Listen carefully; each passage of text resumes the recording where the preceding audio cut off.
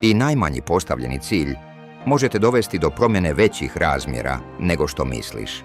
Ljudi često čekaju veliki trenutak, savršen plan ili ogroman korak, ali istina je da snagu ima baš ono malo, skromno, dosljedno.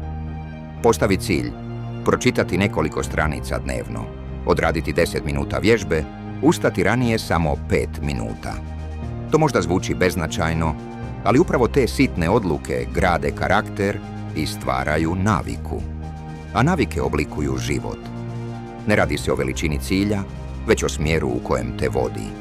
Svaki mali korak daje ti osjećaj kontrole, podiže tvoje samopouzdanje i otvara prostor za veće stvari. Zapamti, uspjeh rijetko dolazi u velikom skoku. On dolazi u stotinama malih koraka koje drugi možda i ne vide, ali ti znaš da te pomiču naprijed. I najmanji postavljeni cilj prvi je temelj tvog velikog ostvarenja.